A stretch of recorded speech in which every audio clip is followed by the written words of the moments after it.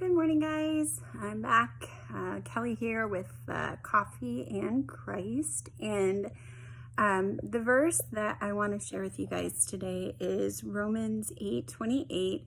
I think it's probably a familiar verse for a lot of us, but at the same time, it's one of those verses that, especially in the hard parts of life, where, right now and everything that we're going through with our country and COVID and just things that are not normal and not easy, I guess. Sometimes this verse can be a little bit hard to swallow and understand and grasp.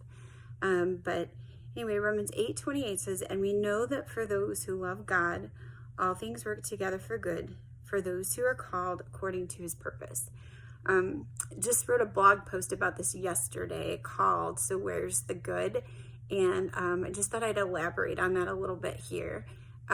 So I know back when I was going through all of my physical conditions and symptoms and things were happening, and I had no answers. For 19 months I didn't have any answers, and we're still not 100% sure that we have all the answers now.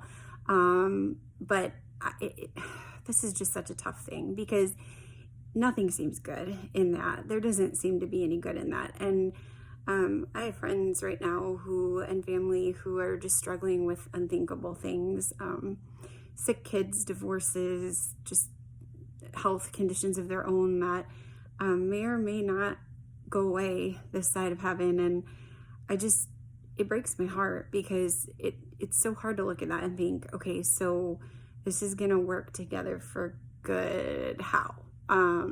And I don't know that there's an easy answer. I have a couple of thoughts on this, and I'm going to share those with you. So one of the things in this verse that I think is really important is that our definition of good and God's definition of good may not be the same. And we're finite human beings. We are people that understand the here and now. We don't have a grasp on eternity. And so we look at things as being good right this minute or in our lifetime. And that may not be God's idea of what is ultimately good. So I think we need to keep that in mind.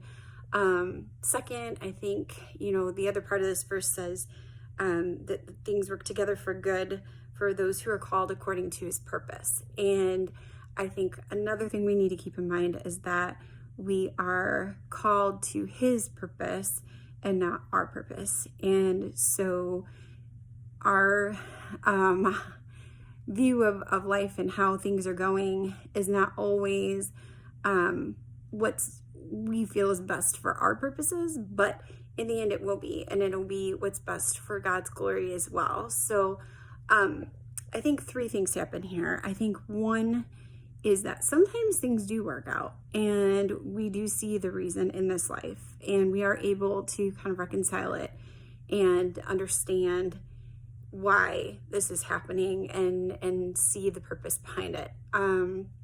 Two, sometimes we don't get that view of it here. It's not meant for us to understand, but we do get to see the purpose of it and the change in our own hearts. So I think that's kind of where I'm at in my journey. I don't really understand why this happened. I know that my body needed to slow down. I know there were some things that needed to happen, but at the same time, I feel like I could have done this in 100,000 million other ways, and I don't know why he chose this particular way. Something so potentially permanent, something so debilitating, and something that just wreaked havoc on my entire family. It wasn't just me. It's, my daughter ended up having some really tough issues at school, nightmares. My son regressed. He was wetting his pants again, and just, all kinds of things that we had to go through as a family. Poor Brent, picking up all the pieces that we were all dropping because life was just crazy. And, we're better, but we're nowhere near normal, and I don't think we ever will be. But I think the value and the purpose is in our own hearts. I think we are finding ways to glorify God in the storm And that's what is keeping us going and helping us find purpose. So we may not know the purpose of the situation, but we're finding the purpose in our own faith and in our own hearts. And third, and finally, someday we will be in heaven. And someday, sorry, my arm is getting tired. So I apologize for the little bit of shaking here. Someday we will know and understand why these things are happening and why they happened, and how it all comes together for God's glory and for our good and for his ultimate definition of good.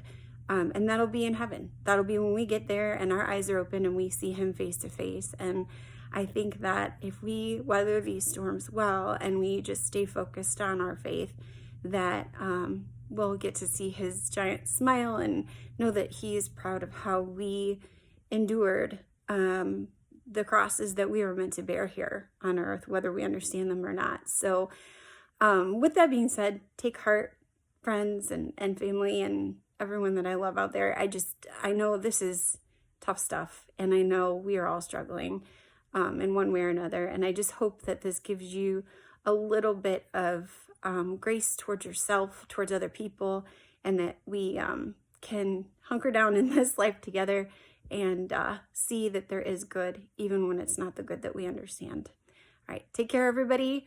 And thanks for listening, and enjoy your coffee this morning. And hopefully this gave you a little perk to your soul. So love you guys. Talk to you soon.